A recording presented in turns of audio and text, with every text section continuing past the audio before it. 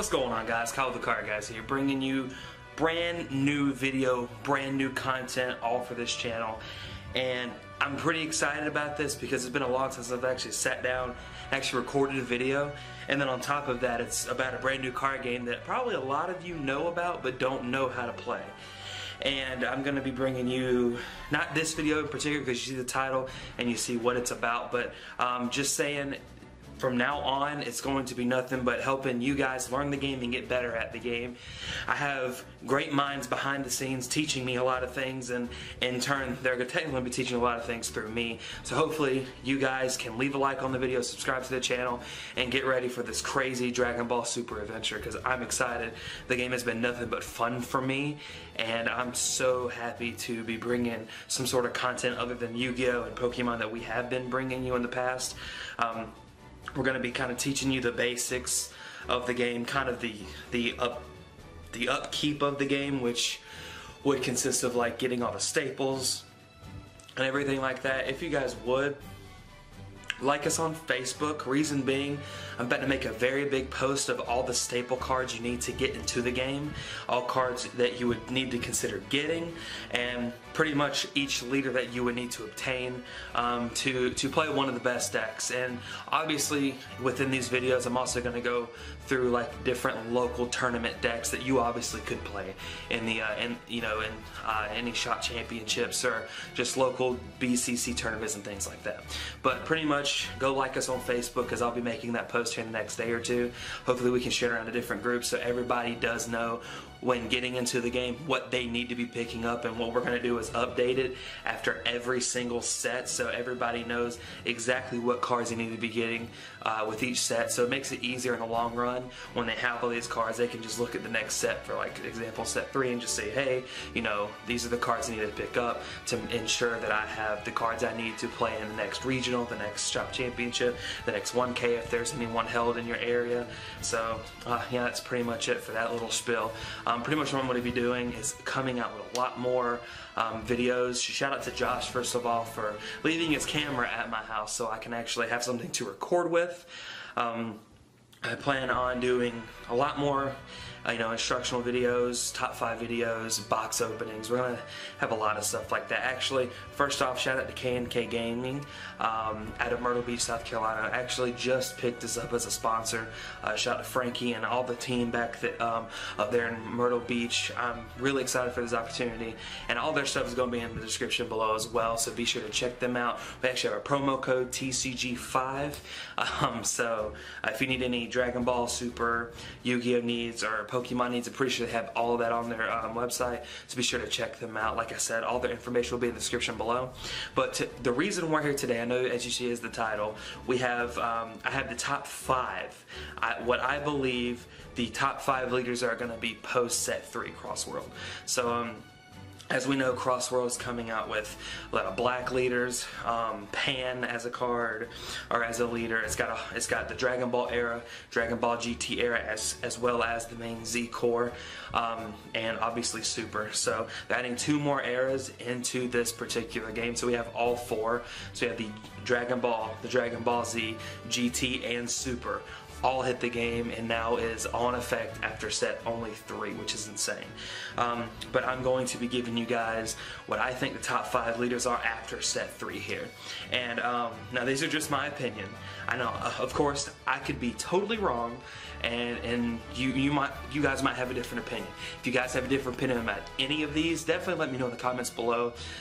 Correct me if I'm wrong. Of course, like I said, I'm still learning, but at the same time, I feel pretty confident in the picks that I've chosen here. So, number 5. Of course, people might get really offended by this, but I honestly think Vegeta is number 5. I still think with set 1 and 2, it being one of the top 3 or 4 leaders, I still think it kind of lingers into the top 5, even with the nerf of the card. Well, if you guys don't know what Vegeta does, Vegeta, Super Saiyan Blue Vegeta states that you can take a life and it gains critical for the turn.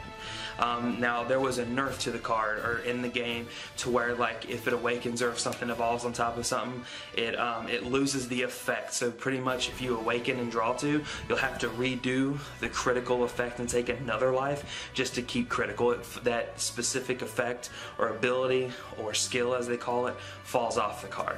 But it's still really good. I think it adds an extra skill gap to the deck specifically. Players like Eddie, St. Hilaire, he literally just won't give up on Vegeta, and there's other players like the Hill Twins and also Anthony Hernandez who actually took this deck after or right before Charlotte, took this deck and actually ended up topping Charlotte with it. I believe the Hill Twins and Anthony ended up doing that with the blue variant. But like I said, I think it adds an extra skill gap to the deck. It makes it technically 1 turn slower, but I don't think that really hindered the deck that much to its playability. So I think that is number 5. And of course with Vegeta you can play any type of color with it. I know the most popular deck right now is blue-red with like the Champa engine and then all the good blue colors, obviously, since the leader's blue as well. But number 4, I think, in the game right now is actually going to end up being the Super Saiyan 3 Goku out of set 3. I'm actually going to pull it up so you guys can read it, or you guys can, you know, kind of hear the effect. I'm also going to have, obviously, the picture right here. Thank you, Vincent, for editing this video. The Son Goku side, it's a blue Son Goku, of course.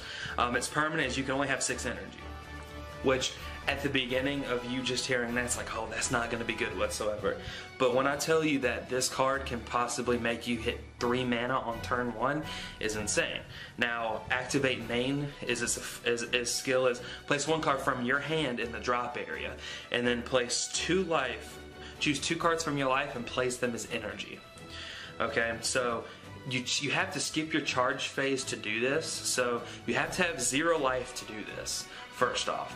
But you essentially get 2 mana while just skipping your charge phase and discarding a card. And also, if you have objection, because I'm pretty sure you're going to be trying to play mostly a mono blue deck with this card, you're going to have objection a lot more than likely, at least. And what you're going to do is obviously, you know, charge into another card. So you're going to start off with 3 mana this turn.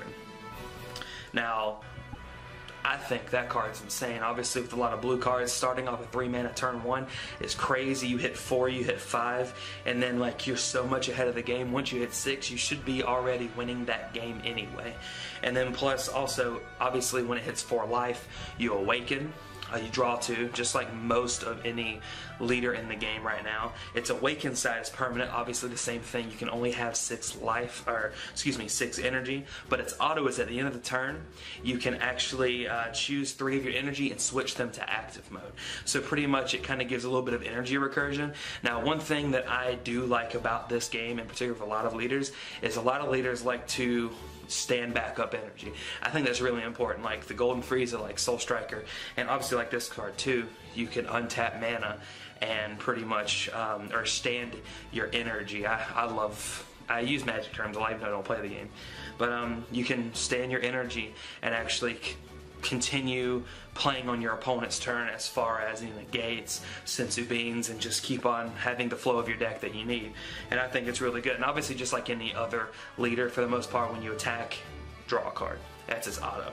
I think that leader is going to be really good. So that was number 4. Now, number 3 is another set 3 card, and I'm gonna read it off here for you. It's actually the Pan leader, which is red.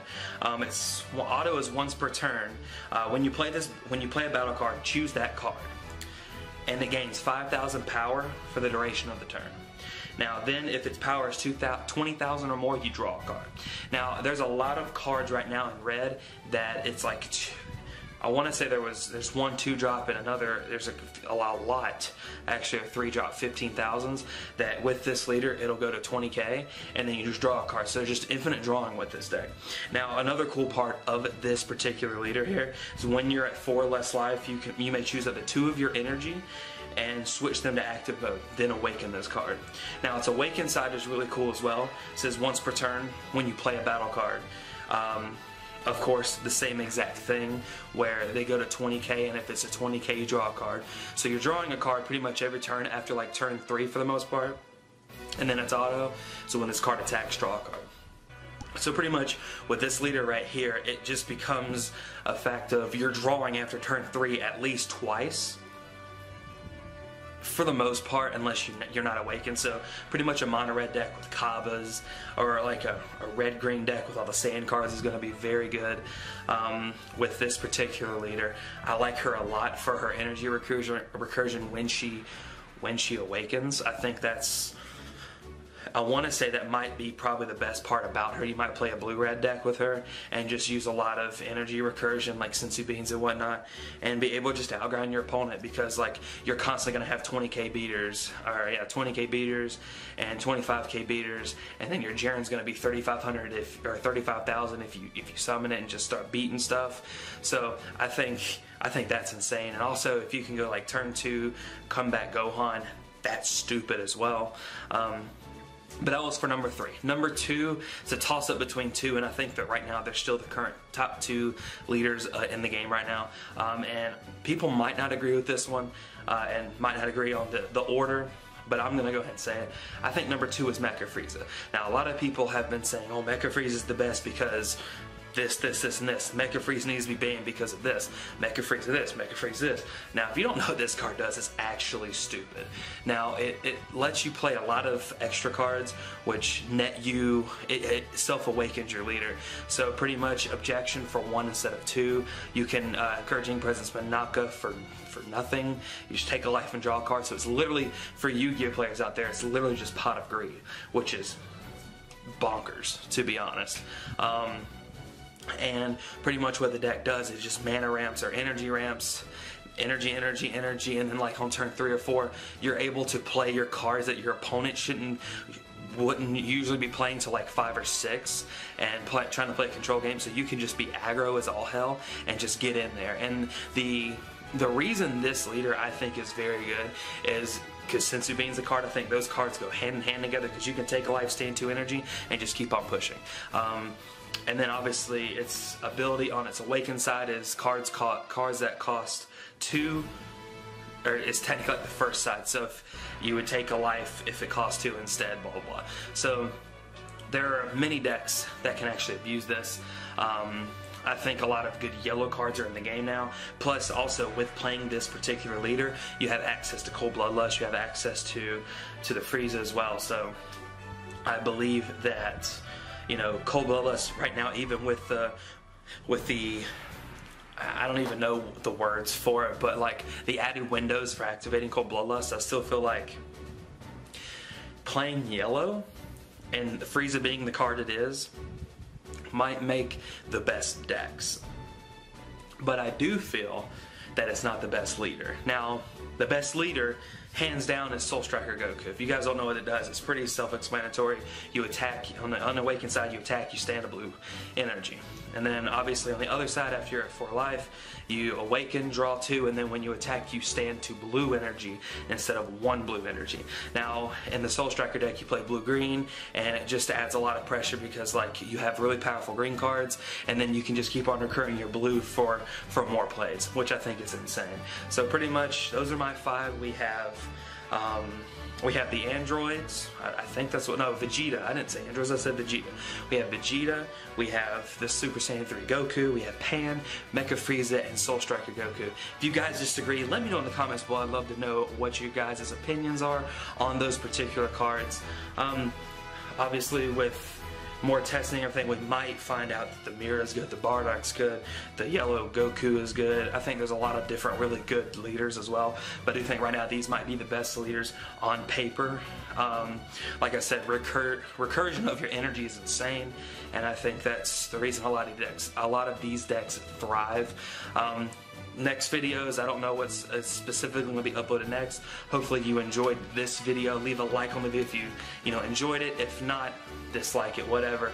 Comment what you would like to see on the channel. Of course, like I said, I'm going to be trying my damnedest to make this my job again. I'm going to be recording a lot, editing a lot, and hopefully you guys are going to enjoy the content that I bring to you. Hope you like the music in the background, the editing, and everything else. But that's pretty much it for me. I'm Kyle with the Car Guys. Be sure to check out K&K Gaming. Everything's in the description below, and hopefully you guys can like the Facebook page, because like I said, we're going to be posting a lot more Dragon Ball Super stuff on there. Become becoming a lot more active in the community. That's pretty much it for me, guys. I think I've already said that. But I'm called the car, guys. We'll see you guys later. Peace.